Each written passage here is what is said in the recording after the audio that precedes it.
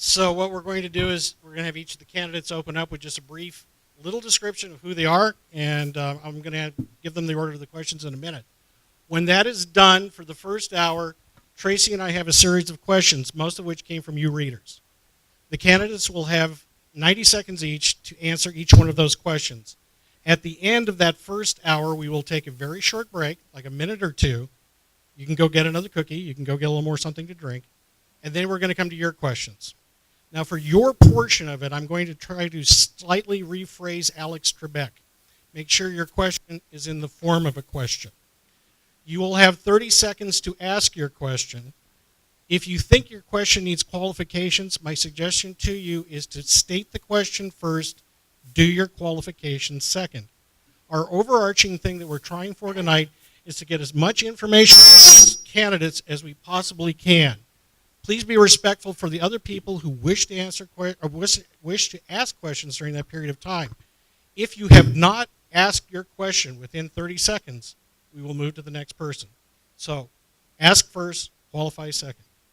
So with that, welcome and thank you. Hi. We're gonna start here just strictly left to right. What we'd like you to do is have the candidates state their name. Ooh, this is gonna be fun. To have the candidates state their name, what you do for a living, and how long have you lived in West Seattle? Good evening. First of all, thank you to the West Seattle blog for organizing this. My name is George Capistani. I am a consultant, and I've lived in West Seattle for 14 years. Hi, I'm Amanda K. Helmick, and I am a bookkeeper, and I have lived in West Seattle for 8 years. And sorry about that. My name is Philip Tavel. I'm an attorney, primarily a public defender, and I've lived here for 17 years. And I'm Chaz Redmond. I'm a retired NASA manager and public affairs officer. I've lived in West Seattle for 11 years.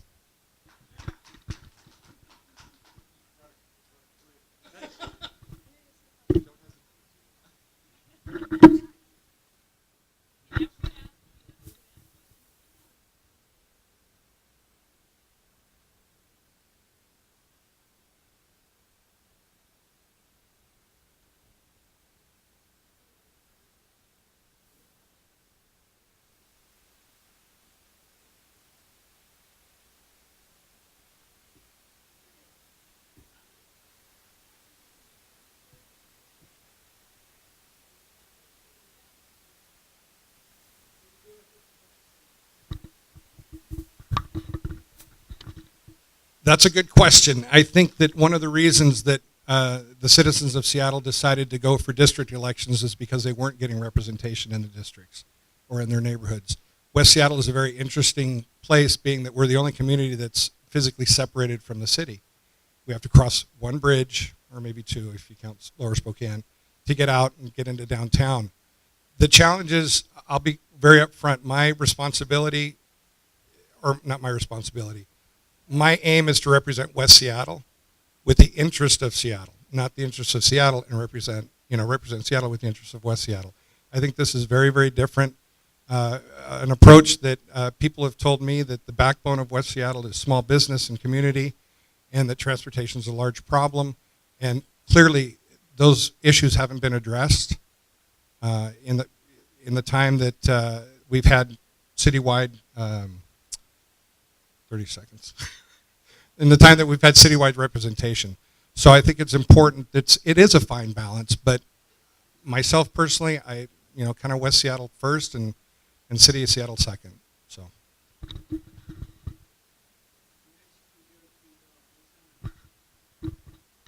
Same question? Oh, okay. Great. So to balance my time between the city and the district, I think the most important thing is to remember that there are going to be other people in the city doing what I'm doing, and that is representing their district. So working in a collaborative manner with other people through the districts as city council members will definitely help with that balance. West Seattle and South Park obviously would be first. The needs of our district come first for me. But on the other side of things, this is one city, and we need to think of it as a cohesive city. So we don't want to see any, this district versus this district, and that their needs are greater than ours or our needs are greater than theirs. And I think that's something to always remember, that we are a city of Seattle, but we are districts. Thank you. Try not to blow out your ears to start. I actually. Oh, I'm sorry. Thank you. I don't necessarily see it as a balance in the sense that the job is representing West Seattle and South Park. The job is being on the city council for this neighborhood and representing the needs of this neighborhood. And it's true then that the second element of that involves working with the city, because the success of Seattle is for the success of everybody.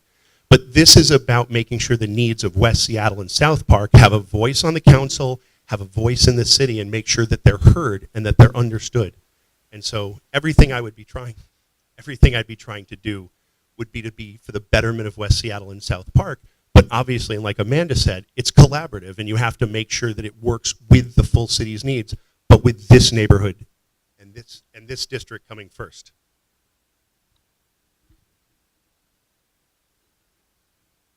Okay, the way I would approach it is the way I think it's been working all along, and that is collaboration across districts for common needs. For instance, I spent quite a bit of time working for Feet First, developing trails throughout the city, and the one thing I can tell you is that Southwest Seattle and Northeast Seattle share the same issues with transportation. So splitting the responsibilities between West Seattle and the city is not really, you don't have to do that, because the issues here in West Seattle actually affect everyone in the city. My goal obviously would be to respond immediately to those things here, but also looking across the city. For instance, South Park. Think of what the bridge has done to South Park. We need more collective collaboration across the districts. I think the neighborhood focus will be an advantage because all of us will be looking locally, but then globally. Thank you. We now move on to our second question. Next question, also from a reader. It's likely that the next phase of sound transit expansion, known as ST3, will be on ballots in 2016, and there's a lot of competing projects around the region for the limited resources available. So, assuming you're elected to the council, what will you do specifically to ensure that a light rail line to West Seattle is included in ST3? This time we begin with Ms. Helmet. Thank you for that question. Sound Transit 3 and bringing light rail here, or bus rapid transit is the other option, is something that is needed in West Seattle. It's been needed for a long time. I mean, we were promised a monorail, and we don't have that. So we are behind the times. We're adding new people. We're adding a lot of new units, and so we definitely need some kind of mass transportation. The one problem that I'm seeing and hearing about Sound Transit 3 is that they're trying to pit Ballard versus West Seattle, and that is not something that I am going to be part of. I don't feel it should be either or. I think it should be a cohesive plan between everybody to get light rail. To ensure that, I will push really hard to make sure that we are talking about one solid plan, and that it is something that gets in front of the voters and that people are aware of it so that they know what they're voting for, and then we hold Sound Transit accountable to making sure that we have that system for the whole city, not just part of the city.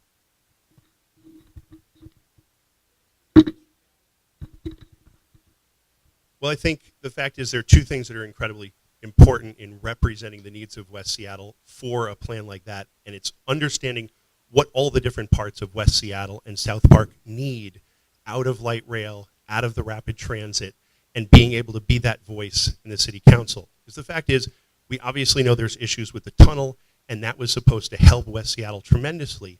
And now that it's an issue and what's going to happen with it, we're going to have to find other answers for dealing with West Seattle's transportation needs.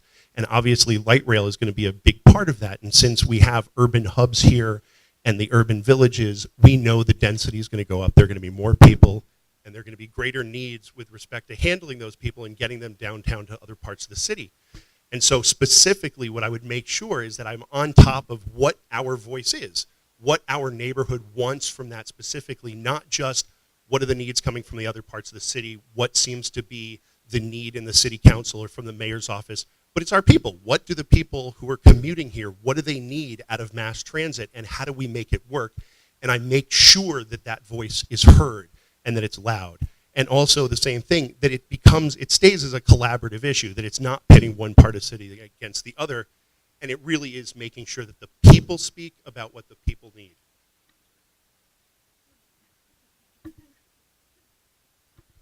Next, we go to Mr. Redmond. Thank you. I was intrigued by Mike O'Brien's suggestion or proposal that we at least look at a portion of the Ballard and West Seattle leg as an initial entry point, so that you put the foundation down and you can expand later. And we have to do that. The west side of the city needs transportation more than any other part of the city, in my opinion. And I must tell you, I bought my house here in Gatewood predicated on my being able to use the Morgan Junction Sunset monorail station. So I'm a keen fan of great separated mass transit. I lived in D.C. between two red line stations. It took us 6 years there to realize the advantage. So initially we have to have some foothold or stake or whatever in ST3 that says, yes, we will plan and we will get at least as far as some portion of West Seattle and some portion of Inner Bay or Ballard.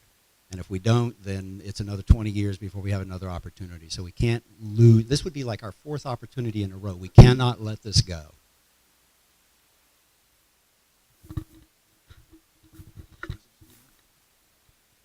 This, sorry, my bad.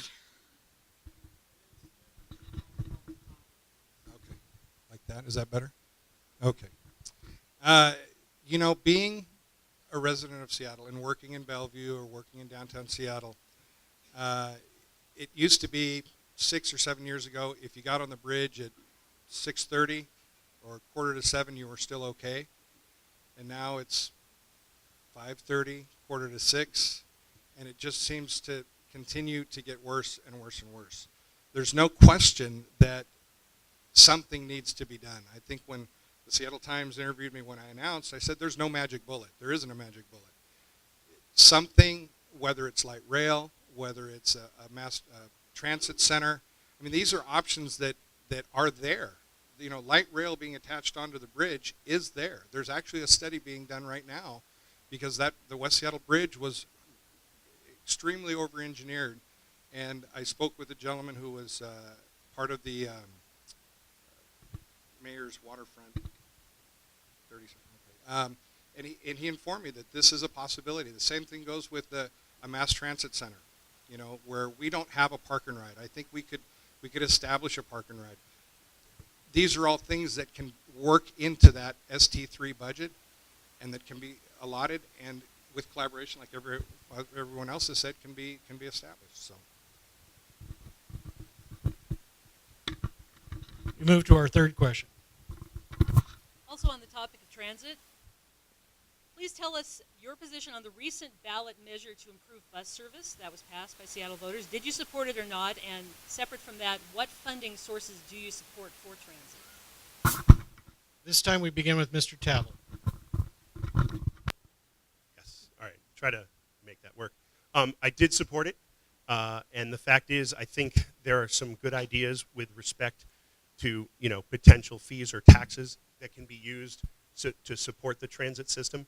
I mean, one of the things that's really interesting about it is you've got a system that clearly is incredibly important. It's vital. It's underfunded. And I think one of the issues we have is we end up with a lot of projects that we look at that might at the time be something that voters are interested in, or it's a hot button topic, and it pushes transit to the side. And one of the things that I'd like to see change is make sure that transit stays as a conversation that's first and foremost in the council's mind, and that all the people in the city understand how important it is to fix this. And especially with all the problems that we're looking at right now, mass transit and the bus system is what's going to make this city work better. So I'm open to looking at all sorts of new funding ways, especially for transit. I know my experience with the criminal justice system, there are ways that we could save money in that system that we can put in other places. And I think we have to be creative. I think specifically we need to find ways to find money in places we haven't looked to make sure that our transit system is working and fully funded. Mr. Redmond. Well, yes, I actually supported this proposition and the earlier failed King County proposition because buses are essential. And in terms of funding, the city has some sources that it hasn't used yet.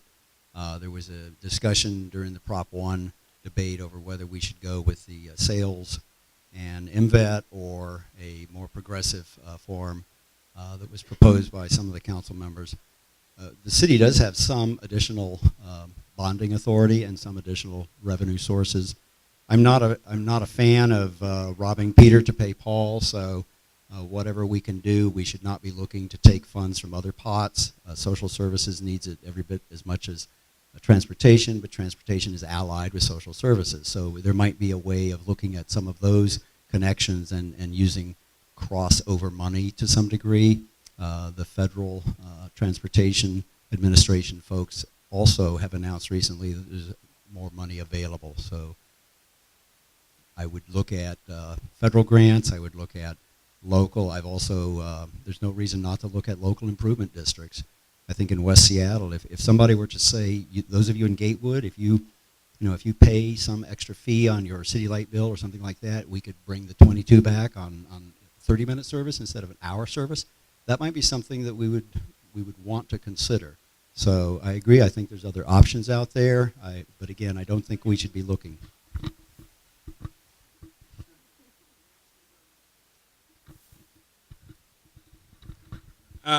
No, I did not vote for it because if you read the information on there, it was a little bit deceiving. It just basically came out and said you want more buses, but then, as far as I was concerned, that was a metro responsibility, and I don't think that it's the city's or the taxpayers' responsibility to pay for Metro's issues, I guess, for lack of a better word.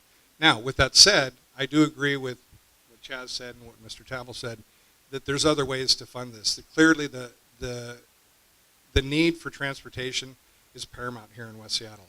Like I said, whether it's light rail or whether it's bus service, it's something that we need more than any other part of the city. How we pay for those things, so you have to be creative. You have to think about ways to do it. But initially, on that particular measure, I was not in favor of that one. I wasn't a big fan of Prop 1, and the reason I wasn't a big fan of Prop 1 is because it was putting the burden back on the people in a tremendous way. Again, they're raising the sales tax, which is how they were having a problem with the bus funding to begin with. But we do need to fund the buses, and it was as far as the transportation benefit district wanted to go with it. And that is a problem. There are other things we can do. I believe property taxes should pay for transit. It's something that shouldn't have to rely on a fluctuating system in order to get funded fully. We shouldn't have to worry about bus cuts, which is actually why I started the West Seattle Transportation Coalition, because they were looking to cut bus service all across West Seattle, and especially in Arbor Heights, which is one of the places that I represent. And that wasn't okay. And to be able to get together with the whole peninsula and talk about transit issues is really important.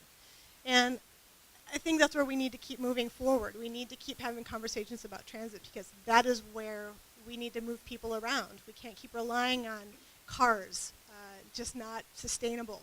And we're not going to widen our roads so that we can put more cars on them. We need to think bigger than that. Brings us to our next question. One more on transportation, not that it's a big issue around here or anything. And this one, this hopefully quick answers, because again, you don't have to take your full minute and a half. The shorter, the better. We get through more questions. As hopefully you all know, the city is working on a safety project for the 35th Southwest Safety Corridor. No plans have been put out yet, so if each of you could name one thing that you hope the plan includes. We begin with Mr. Redmond. Totally. As a sound guy, I am embarrassed. The one thing I have been pushing for years and years and years and years is the necessity of controlled crosswalks. I know the city says that there's, we don't have enough pedestrians to satisfy the Federal Transportation Authority warrant, and it costs a fair amount of money. But the one thing that really works is a stoplight, and we have at least 5 intersections along 35th where stoplights would be an absolute major advantage. So my push would basically be to make sure that we have controlled crosswalks at every possible intersection along the flat portion of 35th. Mr. Capistani. Well, I like the controlled sidewalk or crosswalks, but I don't know about stoplights because that just tends to stop people. But I do like the little flashing things that I see around the city on the. I'm sure there's a technical name for them, but I'm not sure what they're called. Flashing beacons. Thank you, Amanda. And improved lighting. Those two are probably big things on my to-do list if I had them. Ms. Hellman. I'm with Chaz. I think pedestrian safety is in paramount for 35th Avenue Southwest. Controlled intersections, more lighting definitely would be needed, but pedestrian safety is top. Can I assume I'm next? Okay. Yeah, I actually think that lighting is a hugely important thing, especially well-designed lighting, because I think a lot of times I've seen around Seattle where they'll put in lights and they won't take into account when the traffic's coming, when it's rainy and you got a wet road and how that lighting is going to hit it. And one of the things that can keep pedestrians safe is lighting, so that people coming can see them when they're walking and they can see that we're going. That is something that I would focus on in that plan. Thank you. Next question. Also from a reader, will the new commercial development coming to the West Seattle Junction with many mixed-use buildings eventually drive out small local businesses, do you think? And if you make that assumption, do you think there's anything that the city could do to possibly keep that from happening? We start with Mr. Capistani.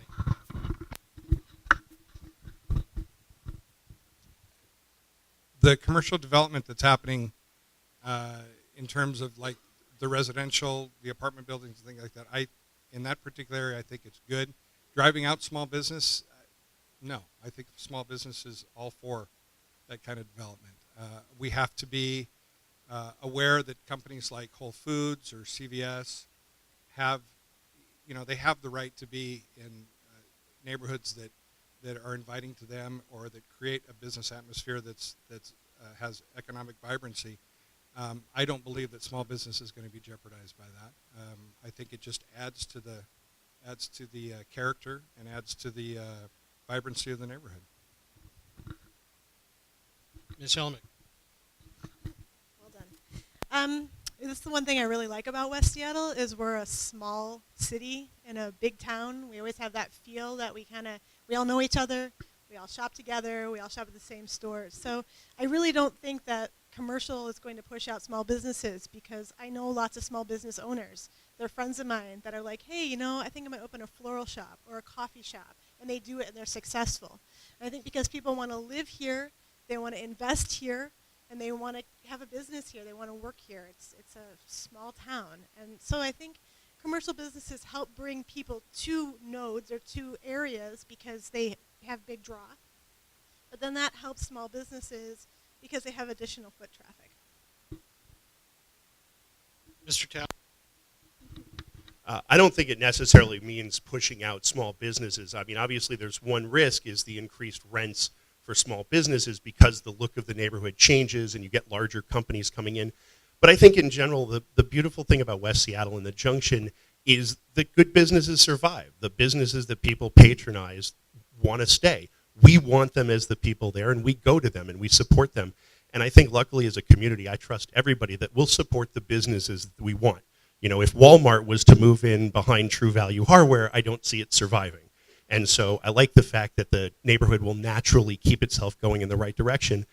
And as far as the city, I think this is one of the things where I'd rather have in general the city stay out of it, and let West Seattle end up with the development that it wants and that it needs. And if developers can come here and make it work and it's positive for the neighborhood, then that's great for everybody. Mr. Redmond. Thank you. Yes, actually, I think we can do something, and part of it is to look at design review. Tom Rasmussen is working now on what he calls a conservation district, which characterizes neighborhoods by those features which make that neighborhood unique, setbacks, height, trees, what have you. Applying that to local development would be advantageous, I think, because you could put a new building in but retain the overall character. The other thing which, of course, concerns me is that new buildings tend to have larger floor space for rent, which means a small operation that's only taking 400 or 500 square feet now might not be able to stay in that location. So one of the things I'd like to see is I'd like to see the Office of Economic Development and Department of Neighborhoods both working locally in all 7 districts to have local offices basically helping small business and medium business to grow and get a foothold in the neighborhood itself. Thank you. Kind of related, one reason that West Seattle has so much traffic heading out in the morning is the fact that relatively few jobs here aside from the service sector. So do you think that there's anything that you could do as a city council member, that the city that you'll be supervising could do to bring more jobs to West Seattle? Ms. Helmick. Throw me to the wolves. Yeah, I think jobs is a problem. I think, what we're looking at is we have an industrial area along the Duwamish River. We have South Park. So there are jobs here in West Seattle. How can we get more? Well, that's a kind of an interesting problem because you have this industrial area that's hard to get to. You're looking at the river, you're looking at the West Seattle Bridge, Lower Spokane Bridge. How do we move people in and out? How do we create a business district that has services down there? So food and grocery stores, things like that. That is definitely something that would be hard in a way. I think you have to look at the Chamber of Commerce and how is the Chamber of Commerce already talking to those businesses? What's the engagement level that they're at and working with the businesses as opposed to working against the businesses? One thing, I have a background, my background in education, I specialized a lot in bringing education and industry together. And I had a video game company in Seattle, and I also had a company when I lived in Australia that did a lot of outreach into our neighborhood to find out the people who lived near us if they were interested in working in the industry that we were in and creating that connection. We've got South Seattle Community College. We have a lot of educational talent here. We actually also have a lot of entrepreneurs and people that are business-minded in West Seattle. And I think utilizing the area in South Park that we have and looking at actually some of the development that we're getting in West Seattle, like in the West Seattle Junction area, we're adding a lot of large buildings with space in them. And I think we need to talk to some of the tech people, especially about having their companies here and opening up businesses in West Seattle and tying them in with the local education so that the people that are already here looking for jobs can find places to work in our community.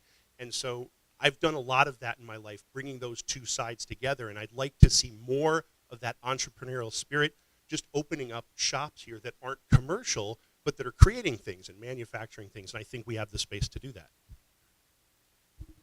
Mr. Redmond. Thank you.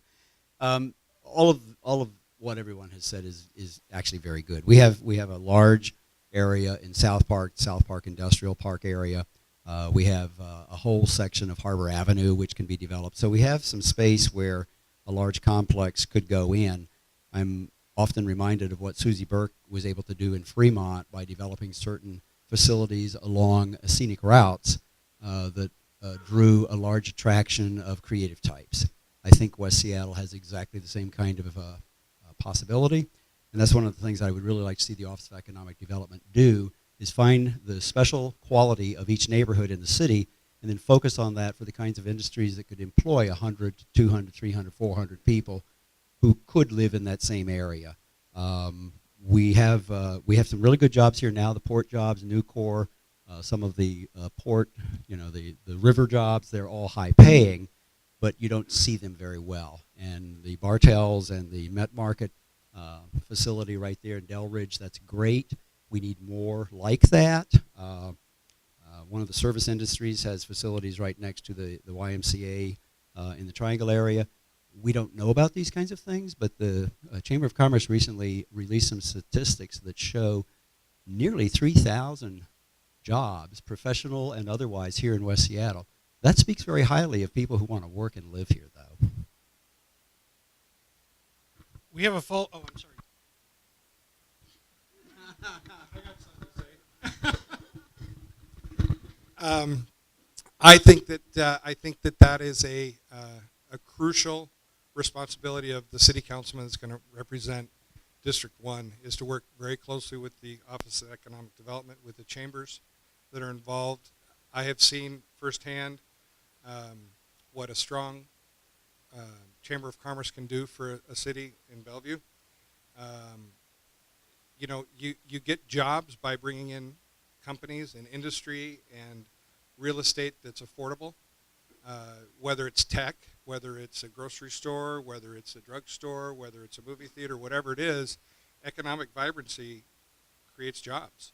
We have the space to do it, but we also have to balance the two, you know, of like, well, do we want the, I don't think a Walmart, I wouldn't want a Walmart either, but there's a fine balance between those two. And I see it as far as I'm concerned, extremely important that's one of the key elements that would be that I would take on as a responsibility, is to bring economic vibrancy in the form of jobs and industry to West Seattle. So. Okay, now, in the 8 years that we've been doing this, the thing we keep hearing is 2 words: food desert. Everybody who lives on this side of 35th, it's not easy to get to a grocery store the same way it is in the Admiral District or down in Fauntleroy.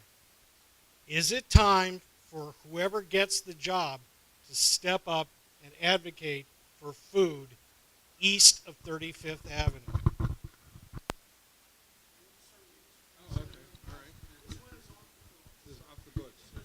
A food desert. Okay. Well, obviously, if people are calling it a food desert, then we need to create some kind of a food oasis over there. So, I would say that that would be a priority. You know, I'll be honest, I'd never heard that before, and maybe that's, you know, the fact that I don't that I live on where there's we have a food overage, I guess. But obviously, if it's a problem, it's something that needs to be addressed. Great. So I want to take this opportunity to let you guys know about the Delridge Co-op. It's the grocery store that they're trying to open, and it is a co-op, and they're looking for members. It's $100 for a family to join, and they are currently going to be in the DSC building. Great group of people. I did some volunteer bookkeeping for them this summer, and I can't stress how important it is that everybody in West Seattle supports this.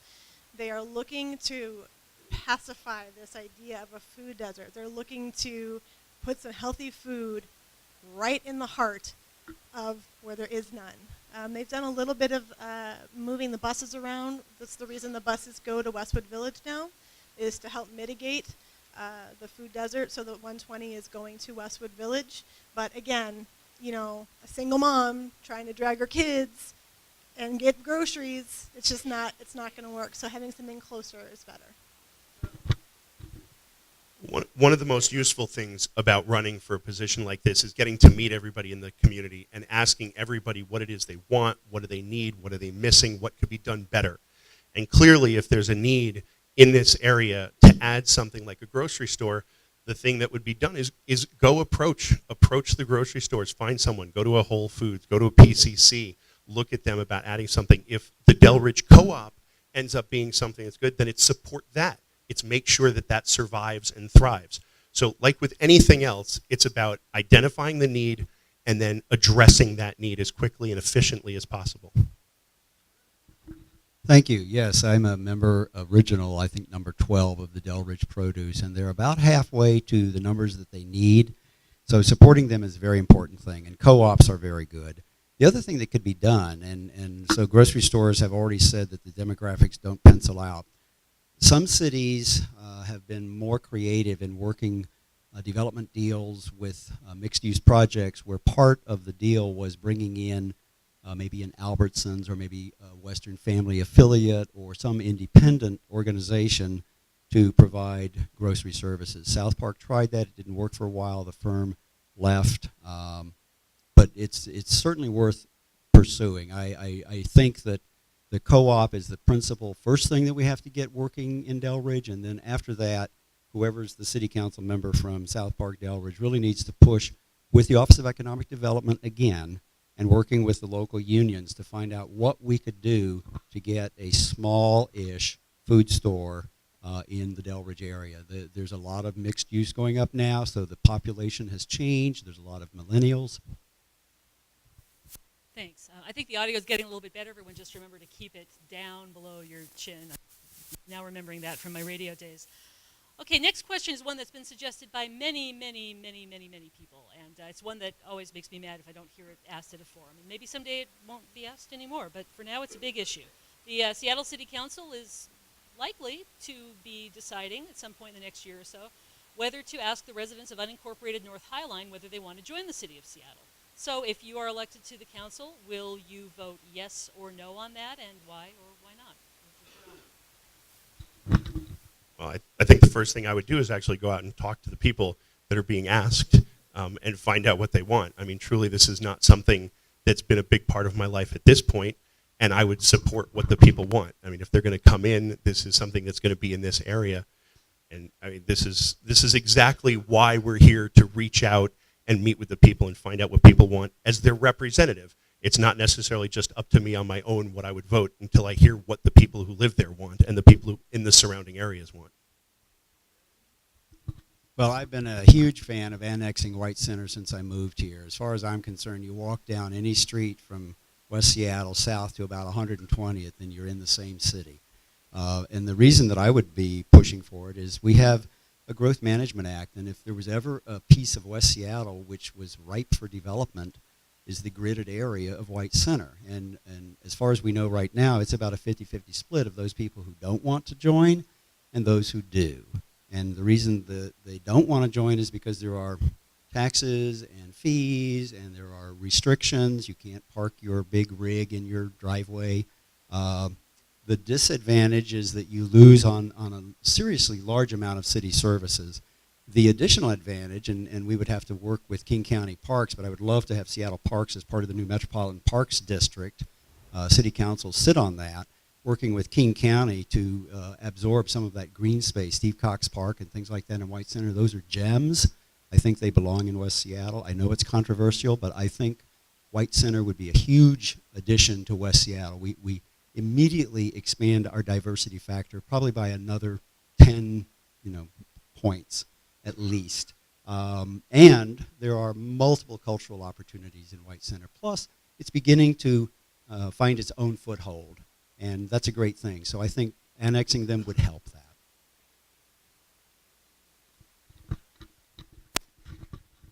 I'm definitely a fan of the annexation for a couple reasons. There's a large Hispanic community down there that I don't think is getting good representation, but it also creates a larger tax base. When I first moved to West Seattle and they initiated the plastic bag ban, I actually thought that White Center was part of Seattle, but then I found out when I went to the grocery store, I got a plastic bag and realized that was the border there.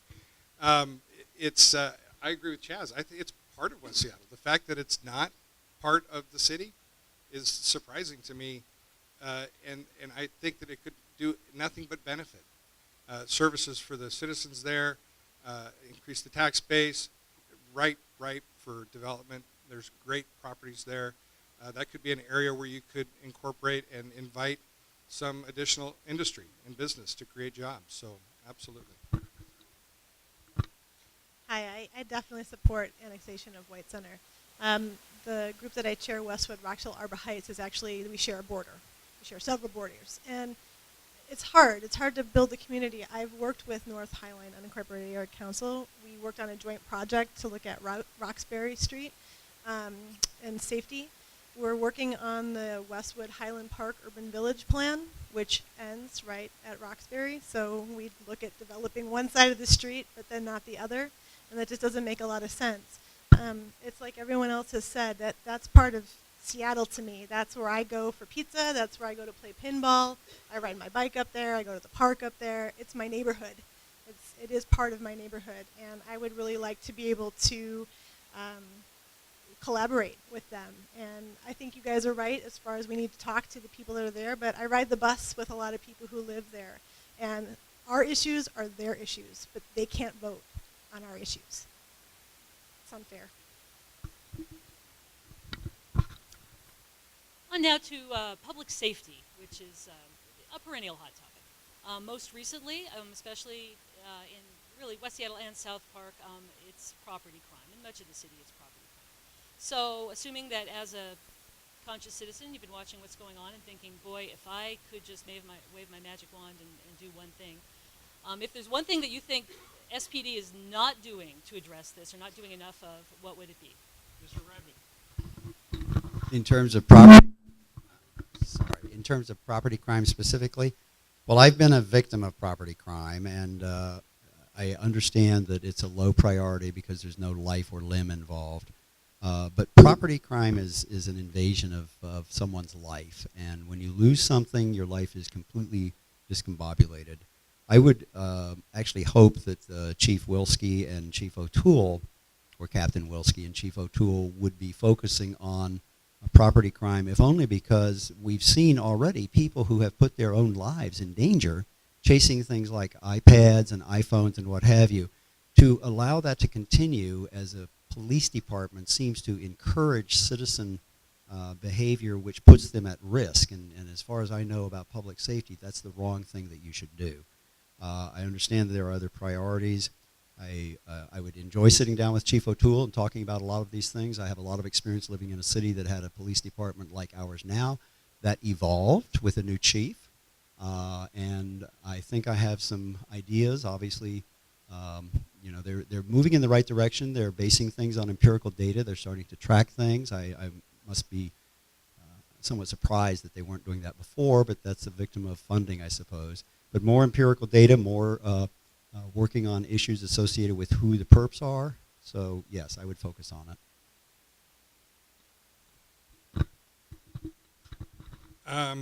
In the neighborhood where I live, which is on the Rockaway development, which is on the west side of West Seattle, we have a lot of hidden streets where there's not a lot of traffic. I too was almost a victim of property crime. My goats happened to chase them off, so maybe everybody should get goats. I think one of the things that obviously increased police protection or police presence, even just driving by, you know, just would help. This is all a matter of funding.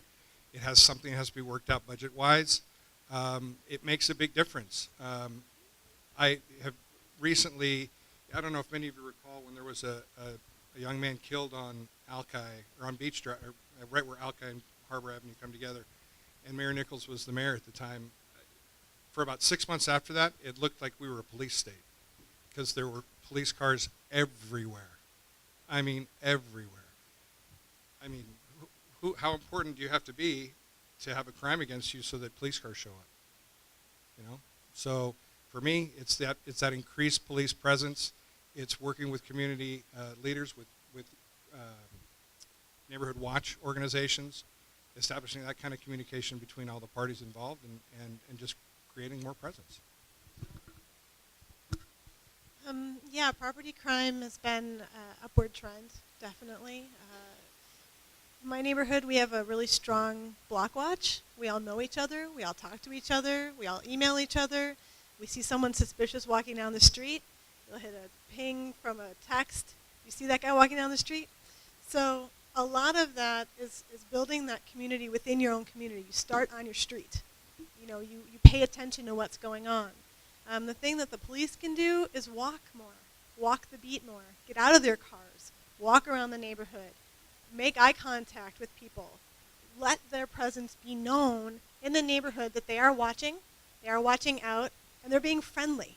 They're not just driving by and looking at you suspiciously, but that they're actually engaging with you and engaging with people in the neighborhood.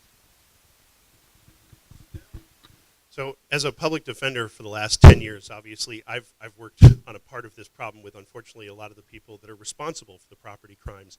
And what's interesting is I've gleaned a lot from them about how to change this.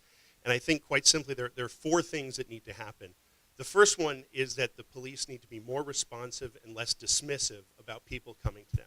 I know a lot of times people have gone to the police when a cell phone was just stolen and the tracking is on, and they don't necessarily jump on that and locate it like they could.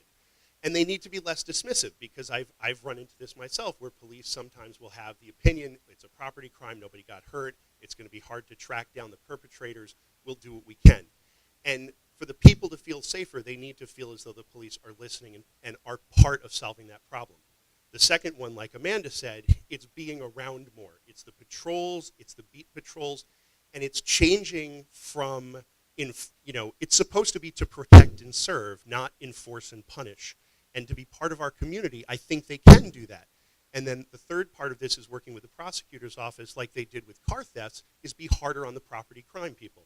When they commit those crimes, make sure the punishments kill the recidivism rate. And then the last thing is the police working with the block watch so that they're there on the ground and they're doing more good to create that type of community organization.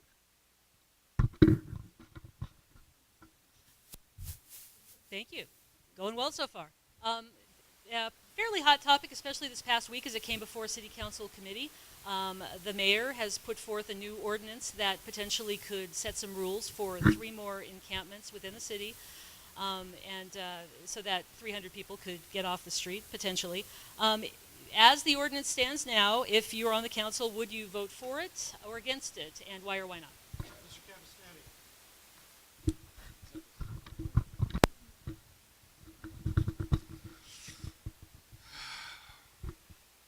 That's a tough one for me.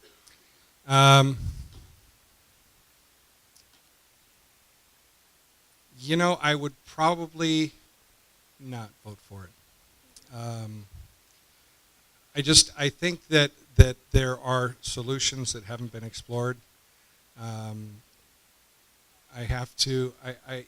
kind of going from the heart on this one because there has been the homeless situation is such that if you it's something that has to be addressed. I don't think there's a magic bullet for it, but I just don't think that that's the right way to do it. And I didn't answer that question very well, and I apologize, but I just haven't really given that one enough thought to give it a thoughtful response.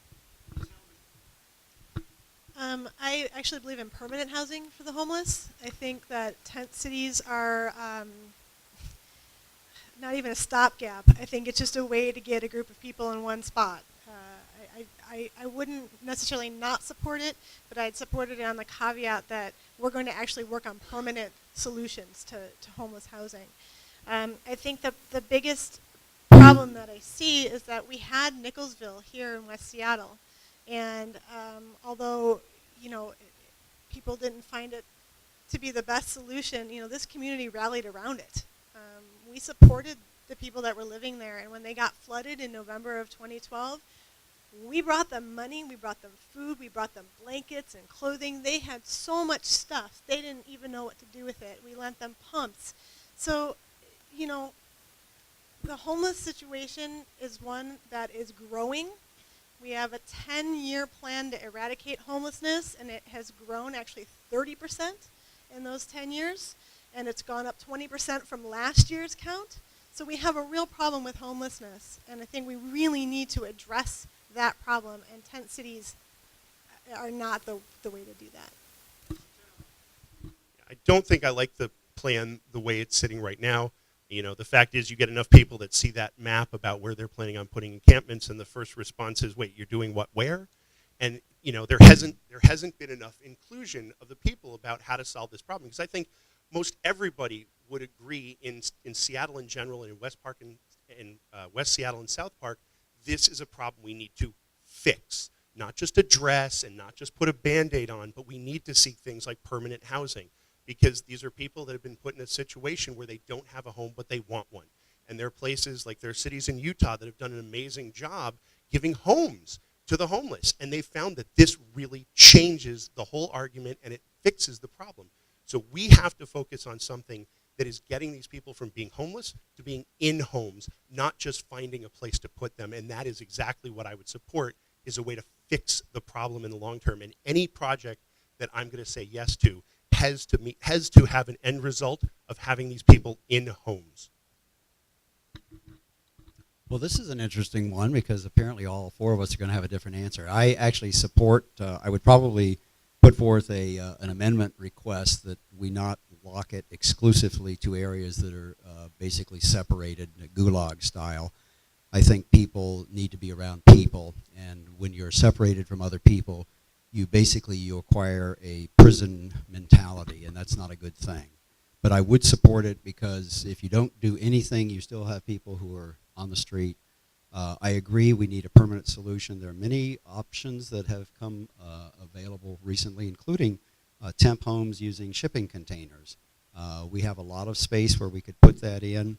Magnuson Park, for instance, has always appealed to me. It used to be a large residential area anyway. Why would we not want to do something like that? Or even Fort Lawton. I mean, we could look back to our past and find places where we've had not so much homeless encampments, but transient residences. So I would be in favor of the bill, if only because it helps take another few people off the street while we continue to look at much more permanent solutions. But I agree to have 3,200 people homeless, and you see them around here now even, and it's heartbreaking. So we have to do something, but we also have to have a stopgap measure, in my opinion.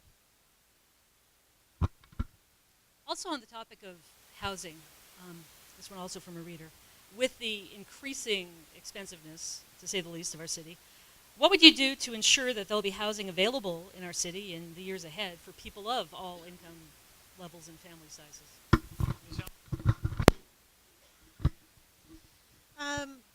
Right now, we have something called the multifamily tax exemption, and we've had that for a long time, where what that does is that gives builders basically a tax deferment. So for 12 years, they don't have to pay any property tax if they give 20% of their housing to what's really essentially rent control. And it's not working.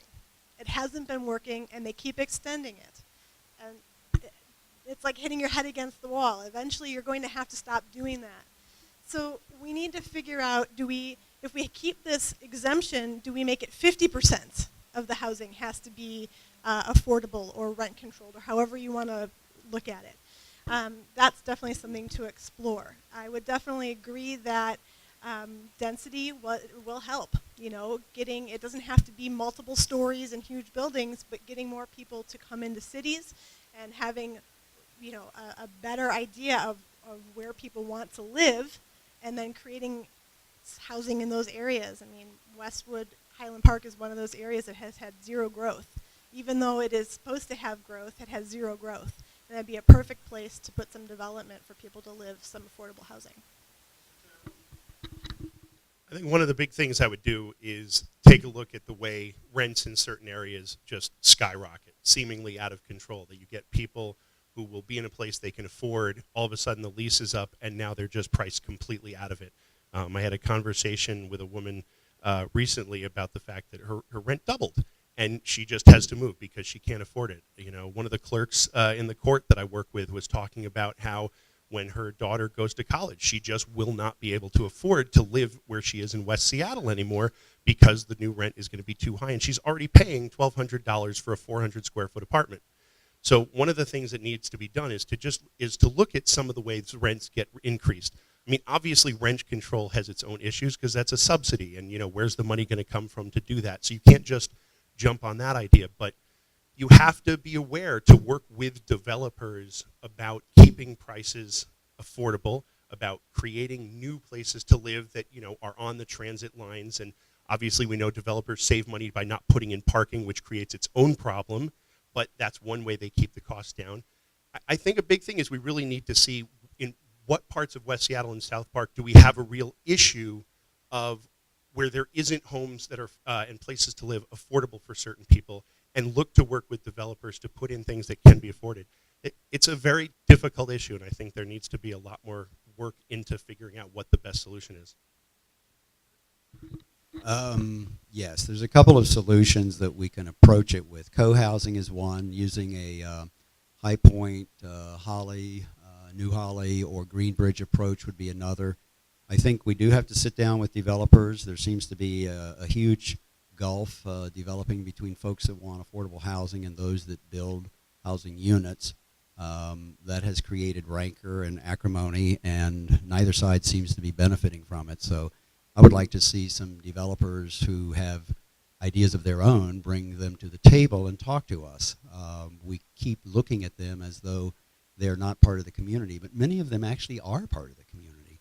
And to ignore their position in favor of another position that would be a legislative position is sort of to remove them from the table. So I agree we need some kind of scheme. I know a lot of folks that have very little means of income. Co-housing seems to work. Places like Greenbridge seem to offer an opportunity. The development community, we've had some really great developers here in Seattle City. Of course, a lot of them were all local. So one of the things would be to find a group of folks here, perhaps in West Seattle, who are developers, who would be interested in a project. The other thing that I've thought about, there are municipalities that allow folks to buy into a bonding system. So we could like self-house ourselves if we thought about it. I think this is where annexation could solve some of the problems. Of annexing on the south side of Roxbury creates additional real estate and opportunities that currently don't exist. If you go 5 blocks north of Roxbury, the prices are significantly different than if you go 5 blocks south of Roxbury. That's just one way. I think it's crucial that a city council person work with developers, work with realtors to find solutions that are viable for everybody involved. Like Amanda was saying, that incentive didn't work. Well, let's find something that does work, because it's a true problem, but it has to be a realistic problem. We're not going to put affordable housing in North Admiral. That's not a realistic thing. But it's, why not? Well, I don't know. Because it's North Admiral. I think that the solutions have to be worked out with the parties involved, like the developers, like the realtors, that you create solutions in areas where it's viable. This is the last question we're going to ask. We're going to keep to our promise of a half an hour from the audience. So I'd also ask if everyone could answer this one in 30 seconds. Question would be, it's kind of a political question suggested by a reader, but it is something that hopefully you already have thought about and know. Question would be, how much money do you think it would cost you to run this campaign and win? Apparently $3,500. How much money? You know, I'm new to this political thing. I have no idea. I know what I've been told, and it seems ridiculous. But I don't know that I actually want to put a number on it. It'd be a guess, 50, 60, 70,000. You know, somebody was saying 180,000. I said I wouldn't even do it for that. I mean, it's like that's like a waste of money. So I guess I didn't really answer it. So As little as possible. yeah, there you go. And only because I feel like, getting out into the community. In fact, I'm actually, to be able to get on the ballot, you have to either pay a fee in dollars or you pay that in signatures, and I'm raising signatures. So my friend Liz has that. I also have it on the table. So if you're registered to vote in West Seattle, South Park, please sign the petition so that I can get on the ballot. Other than that, it's going to be by donation when I need it. I mean, it's an interesting question because it's somewhere between probably $25,000 and $250,000, depending on what you choose to do.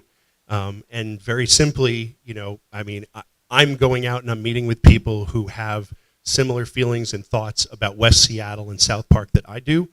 And you talk to those people about investing in the political process, that this is something where you put money towards changing a system, or you put money towards having a representative that you want representing you, because unfortunately money is the way you...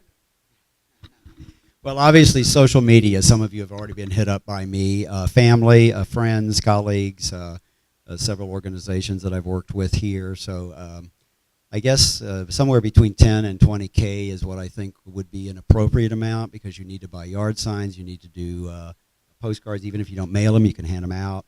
I've even looked at Comcast advertising and local media advertising. I would love to be able to employ those, so obviously the money would be useful. So I have an intent to raise somewhere between 10 and 20. Remember, 2 things. Your question must be a question. If you think you have to qualify your question, make sure you ask your question first, qualify second. If no question has been asked in 30 seconds, we move on to the next person. Number 2, you may ask your question of one or any or all of the candidates. It's up to you. I'm going to start with the gentleman who was kind enough to raise his hand even before we started. So we'll begin with you, sir. Okay, thank you very much. Tyler McKenzie, former DNDA board president, currently Seattle-King County Realtor Board president, representing 6,000 members across the county, 2,000 here in the city. I would like to know if you support or oppose the linkage fee initiative that Councilman O'Brien is putting forth. Is for all. That is for all. And this time we're just going to go straight across. We'll start with Mr. Capistani, please. 1 minute each. No. Oh.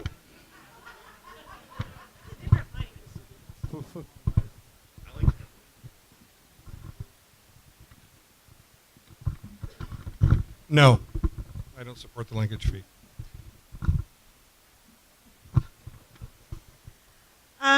I think the linkage fee is, again, it's a interesting idea, but I just don't think it goes far enough. I would actually agree to stay brief. I don't support it as it is right now. Another controversial question for all of us.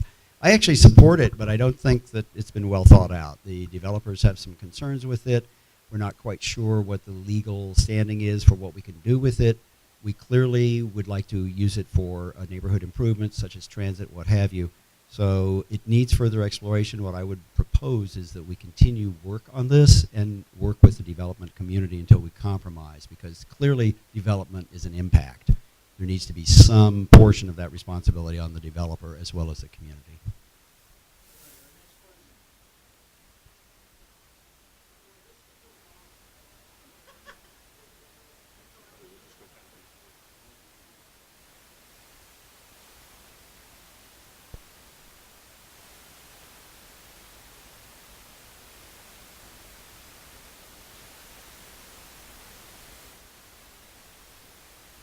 Follow up. Seattle is a very segregated city, both economically and ethnically.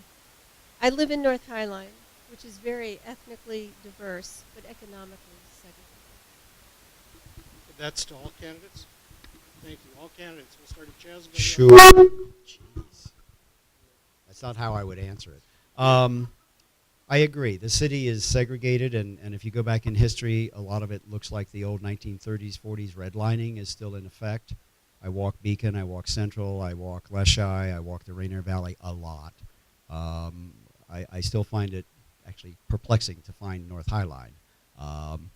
But one way, obviously, would be to make economic development more prevalent in all of the neighborhoods. If there were jobs on Beacon, there would be more people working on Beacon with a higher income. So again, part of that, I think, is the Office of Economic Development has focused downtown, but they really need now to focus throughout the rest of the city. I've actually done a lot of work with Southeastern Effective Development Arts Program over the Rainier Valley, and one of the things they do is they have a wonderful world culture program. And I think, truthfully, through stage and through music and through also filmmaking here in Seattle, which is incredibly popular, we can bring a lot of these cultures together and start introducing different cultures across Seattle and make you realize you've got East African communities, Vietnamese and Thai and Indian, and you've got, you know, obviously European cultures. Bring them together. But I think the arts are actually a way to bring Seattle together and show that it's more of a melting pot now and try to break down some of those barriers. That's actually a great answer, and I agree with art. I've worked a lot with art in White Center. I was part of White Center Arts. I started an art program in White Center, doing art walk. So it definitely helps to bring people together. Different cultures have different ways of expressing themselves, and respecting that and honoring that and finding ways to preserve that are definitely good ideas. We need money for that area and able to do that. Seattle has a great arts commission, so we definitely be part of that. Art and parties.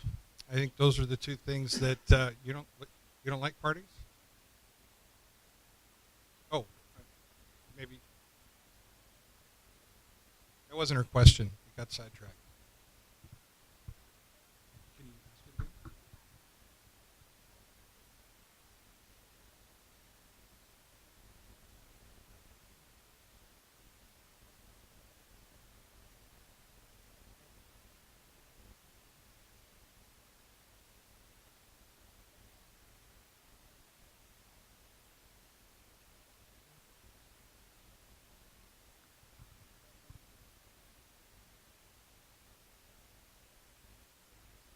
end this question with Mr. Capistani and move on. So, again, go ahead. The other thing is, please remember the candidates will be around for a short time afterwards. You can speak to them as well. So, please, sir. What? I guess maybe, if I understand the question correctly, organizations like El Centro de la Raza are very good in galvanizing a neighborhood that's got diversity. I think we need more things like El Centro de la Raza that are active in the community, that bring in the different ethnicities together, and that's something that can be done citywide. I'm probably not answering your question because I didn't really think about it. I have 30 seconds, so I'll go back to art and parties is I think what we need to do. All right. Our next question. My name is James Rasmussen. I'm with the Duwamish River Cleanup Coalition. I'm very surprised the question has been asked to you yet. We have a $342 million Superfund site. It's just down the hill here. And Port, the city, and the county, and the Boeing company all wanted to have less cleanup. And the community wanted to see more cleanup. And I'd like to ask this of all of you, where do you fall on that? Since Mr. Capistani has the microphone, we'll start there and go across. More cleanup. Absolutely more cleanup. I was involved, before I moved to Seattle, I was involved in the Theophos Waterway, which was a huge Superfund project. We pushed for the maximum amount, and these are natural resources, or they're resources that were once natural resources, and then a company came in and made them unnatural resources. I think that's paramount. And we should maximize the total dollar amount for cleanup. I completely agree with George. I work with the Rocks Hill Bog, which is the headwaters of the Longfellow Creek, which actually dumps into the Duwamish. And I've been to Duwamish Alive events. I'm very, very concerned about how we are polluting our rivers and our streams that dump into the Duwamish. So yeah, I'd say push for it, clean it up, and clean it up now. Yeah, I know. When I worked for the National Science Foundation, we did a lot of studies involving cleanup and the value of that, not just bringing the ecology back, but what it means to a community to show that you've done something productive and put something back into cleaning up an area. And that and some of the things that Rotary has done with the cleanup of the Duwamish, it's not just important, it's beyond important. I mean, fixing our environmental issues is huge, and starting with cleaning up our messes is number one. Good, one we all agree on. I'm completely behind cleaning up the Duwamish River and returning South Park and Georgetown to the neighborhood rather than worrying about the river. Right now, those folks down there live in a toxic environment. That is not right. Hi, this question is for all four of you. Specific issues come and go, and given that the bureaucracy reports to the mayor technically, what would you as a city council member do to improve bureaucracy response to citizen needs? And I'm saying this as a city bureaucrat. If Mr. Redmond has the mic, then we're going to go that way. Okay, well, being as how I'm a retired federal employee, I know a lot about responding to citizens. And one way a city council can do that with bureaucrats, city council holds the administration or the executive accountable. So you hold hearings and you bring people like the head of Metro or the head of SPU or the head of City Light or the head of SDOT or whoever you want, and you have a list of questions, and those questions can be clean, dirty, hard, tough, whatever. And you just keep pressing and pressing and pressing until they actually answer the question. If the question is, why is your department not going out and ticketing people who are covering the sidewalk with overgrowth, then you just keep asking that question until they do it. So one way is through basically harassment of bureaucracy, which is being recalcitrant. And I'm really good at that. I would say quite simply, it would be about representing the people and not focusing on building political fiefdoms and getting reelected. That it's about actually doing your job and answering problems and listening to people. And I think one of the things is there's too much focus on buzzwords and what's hot and what's interesting, and we have to solve problems, and that's about representing the people where you live. Yeah, that squeaky wheel gets the grease. Yeah, I'm the squeaky wheel. Yeah, that's I've gotten quite a bit of response by bringing people together, and you get everyone in the same room to deal with a problem. That way, then you don't have to say, oh, well, I'm going to have to go check with so-and-so on that. If that person's in the room and you're talking about those issues at the same time, then everybody has the same information, everyone can respond at the same time, and you can get the thing done and move on. That's how you break that down. In 1911 was the last time that there were districts in Seattle, and the councilmen were actually called aldermen. And an alderman in Chicago, short of the corruption, is a representative of his district. And that's exactly what I intend to do, is represent the district from the smallest pothole to the biggest 120-foot deep hole in the city right now. It's all about representing. It's all about representing and representing every single citizen in the district, no matter what it is. I mean, ready? It's just that kind of going out and just kind of feeling the neighborhood, knowing what's important to the people, and representing. That's what it boils down to. Squeaky wheel, whatever you want to call it. I'm Matt McBride. Disclosure, I have been acting as an advisor for Amanda K. Helmick. I am also the chair of the Delridge Neighborhoods District Council, and I want to ask you guys, as potential district council members, or D1 council members, rather, the same thing I ask the council members that come through the district now. Whenever they're at our meetings, I ask them the same question. What are you going to do for Eastern West Seattle? What are we going to do for what? The east side, 35th, basically 35th is a dividing line for the two district councils, more or less. So what we're talking is, what are you going to do for everything east of 35th? East of, well, that's part of the district.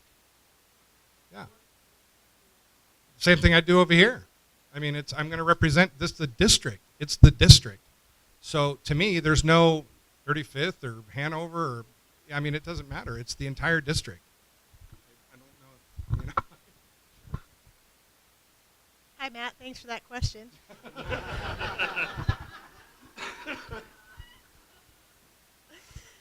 As a Delridge resident, which is what area we're talking about, we have been grossly ignored historically. Grossly ignored. And I think being a representative of Delridge, I have really found a response to city government, which has been interesting because historically we haven't had that. So what am I going to do for Delridge? Well, I'm going to do what I've always done for Delridge, which is work really hard for Delridge. There are lots of things that need to be done in Delridge, like transportation. The 120 is not a sufficient bus to move all of those people. We need better transportation in Delridge in specific. The Longfellow Creek, drainage issues, development down there, they just build things without building any drainage. They don't worry about infrastructure. I mean, how could you build without proper drainage? So those are the types of issues. The basics are what I'll bring back. I would make sure the area is not ignored and it's not overlooked, and I would make sure to spend as much time in that part of West Seattle and South Park as I do in every other part, talking to people, eating there, being there, understanding it, so that there is no part of West Seattle or South Park that I don't understand in the exact same way as I understand the place that I live right now. Well, having worked for Feet First for a while and coming up with the West Seattle Trails map, which basically bridges the gap between East and West, my goal since I moved here is to have one town, one city, one people. And part of the issue right now is that we've really got issues going east and west. The 50 bus is an awesome new addition to the landscape. Delridge needs roads, they need safety, they need protection of the cover. Obviously, they need a small business downtown. It's growing slowly. They need a grocery store or some other form of food shopping. So there's plenty of attention that can be paid to Delridge, and obviously I will spend a lot of my time working with Delridge, as I will with Arbor Heights and any of the other sort of ignored areas of West Seattle. Alki, for instance, you would think it's not ignored, but bus service doesn't really exist except for what, 4 37s a day, 2 coming and 2 going or something like that. So yeah, there's a lot of areas of West Seattle that are not the same equitably. Okay, fine. Hi, I'm Martin Westrom, and I'm with the Seattle Green Spaces Coalition and the West Seattle Transportation Coalition. And back to policy, the Trust for Public Lands just actually a couple of years ago did an assessment of Seattle parklands and found that beside the $19 million a year that is returned in fees and so on, the parks of Seattle provide, question's coming next, $500 million in return for the city every year. What I want to know is, how are you guys going to manage or enforce green space growth with development growth in the city, in Washington's fastest growing city? Jazz has Okay, can go that way. one of the things that I've thought about, and presently it seems to be controversial, is we have a Parks and Recreation Department, and their emphasis is basically on recreation because recreation is a paying return on investment. We don't have any advocates right now pushing for green space purposes. So I would actually recommend that either Parks look at splitting themselves in half. As a Metropolitan Parks District official on City Council, I could do that. And the other thing would be to look at the equitable nature of the fees that are charged. I know some youth leagues are having a really hard time paying some of the fees for the fields. I think one of the things I would do is make sure that that issue was actually still in the forefront, that it got discussed and didn't get pushed to the side, because obviously there is that issue that recreation seems to be one of the main focuses. I would try to actually create more links with education in our green spaces, getting them out more. Some of the things I know, like Vashon Island has a great program where they've got the preschool that's outdoors, and I think we need to do more things like that that create a greater tie between our people and the green spaces, so it's forefront in everybody's mind. Everybody's thinking about putting money into that and making sure that it is equitable, and we keep those up and we grow those green spaces because we don't want to lose them as we go forward.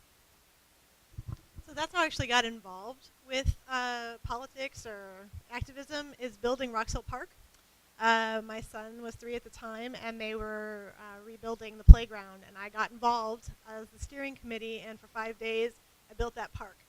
And I've been working pretty much exclusively in Rocks Hill Park. We have gotten many improvements. It's a wonderful resource. Green spaces are what bring people together. People come down there, they use them for exercise, they walk their dogs, they play with their kids. We need to make sure that we're preserving as much green space as possible, and in whatever way we can do that. Being a former baseball coach, I'm intimately familiar with a lot of green spaces here in Seattle, and I think it's absolutely crucial that the maintenance, the upkeep, the improvement of green spaces, I agree with Amanda, it brings people together. I am a big, big advocate of parks. We have some great parks in West Seattle. They need some work, but they're still great parks. I can't remember the last time I went into Schmitz Park, down in through the trail that takes you across the little creek in there, and there was garbage or cans or whatever, and I picked them up and threw them away. But I think it's just the maintenance. It's like anything else. If you take care of it, people are going to use it. If you do the right improvements to it, you add the right amenities to it, it's going to come back and it's going to pay off. My name is Hildegard Nichols, and I'm here from the Green Party of Seattle. And grassroots democracy is one of our 10 key values. I would like to know of the candidates how they are connected with the grassroots of West Seattle.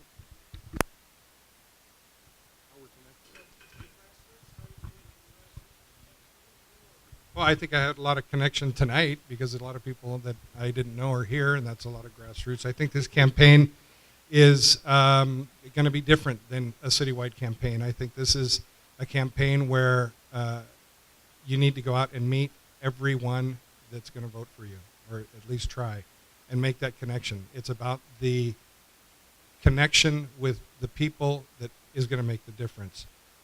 I don't have a lot of experience in the grassroots politics. I'm learning a lot. I've learned a lot from Chaz. I've learned a lot from Amanda. I haven't learned anything from Mr. Tavel, but I just met him tonight. So I think it's a matter of I didn't mean that as a bad thing. That sounded really bad after I said it. It's one of those things where the personal connection and personal touch and talking to people. This isn't an elitist job, and I feel like it's been treated like an elitist job for a long time. I am grassroots. I literally am grassroots. I literally came from the community. I worked for the community. I have continued to work for the community. I have outreach to the community. I mean, we started a transportation coalition. I'm on the CNC. I'm the Delridge representative. I then became the budget chair, the budget committee chair of the CNC. So the grassroots to me are all of these people. I pretty much know all of you in this room. And that's because I've worked with you in one way or another, whether it's been through the Delridge Co-op, the grocery. I know a lot of you here. I know myself. When I first came to Seattle, I got involved with Rotary, and that's an incredible group as far as being involved in the community.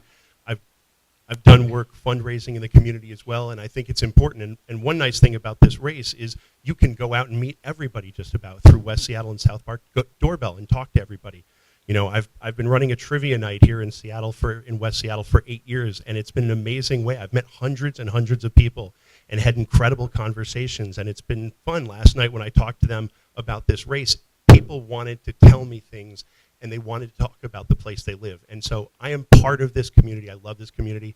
After I moved here, my grandmother moved here, my parents moved here, I met my wife here, had my son here, and this is where I live. This is my home, and I want to connect with every part of it possible. Thank you. Well, what got me involved was I wanted to do something with the monorail, so I got involved in the Morgan Community Association. Not long thereafter, I got suckered in by Paul Fishberg to do some trail development for the continuing Longfellow Creek evolution. I can remember those days. Google Maps had just come out, and we were looking at ways to cut across West Seattle. So from that, it grew into doing 4 music festivals annually, helping create Sustainable West Seattle, and doing all the things that they've done, to a library, representing Morgan, Southwest District, et cetera, et cetera, et cetera. I agree with the music. The music festival part has been awesome, and that's the way you really get a crowd in. Hello, good evening. I'm Wayne Lau. I'm Executive Director of the Rainier Valley Community Development Fund, but a 14-year resident of West Seattle. And my question really is addressed for you in your role as a Seattle Council member. How do you feel about addressing social and economic inequities? In other words, the council just passed the $15 minimum wage, and then also, they're proposing linkage fees and then additional funding for affordable housing. Do you agree with the direction of the council in trying to address some of these economic inequities? I'm not sure I agree specifically with everything they're doing, but I absolutely agree that we have an inequity in the city and it needs to be addressed directly. I would fight hard for both social equity, economic equity, and race and justice equity. And right now, as we've learned earlier in the evening, we have a number of pockets throughout the city that are basically isolated. The Peter Steinberg report just recently showed that there's some areas of town that we put physical infrastructure in and then abandoned on the sociological scale, and they haven't grown at all. So those need to be addressed, and I would definitely work on addressing those. My personal opinion is that the city has spent far too much money right now in one area at the exclusion of others. You can't go backwards on Mercer or any of the other things, but you can look forwards and try and equilibrate across the city the needs of the various areas. I live in West Seattle. I bike the Magnolia Bridge. I'm terribly worried that it's going to fall down before we fix it. Things like that need addressing. So equity across the board is important. I think some of the things that Seattle's doing are good, but I think there definitely needs to be more. Obviously, as for the last 10 years, I've been working in the criminal justice system and defending people who don't have a lot of money. And I've seen that we've got a very interesting system that, at one point people would claim that it was a racist system. And I think now what I see is it's become a classist system. It's all about how much money is in your pocket, what can you afford. And when I look at my clients and I go back and I see the areas of Seattle they live, I see that the conditions that they live in and that inequity that you're talking about creates a lot of these problems. That needs to be addressed because haves and have-nots, that's our big fight in the world today. That's the thing we're coming up against.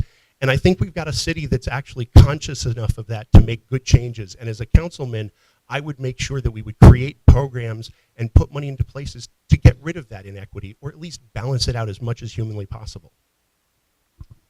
I would like to see where we spent money and make sure that there's a ranking system. So if we spend a lot of money in one area, then that moves down the list for anything further in those projects.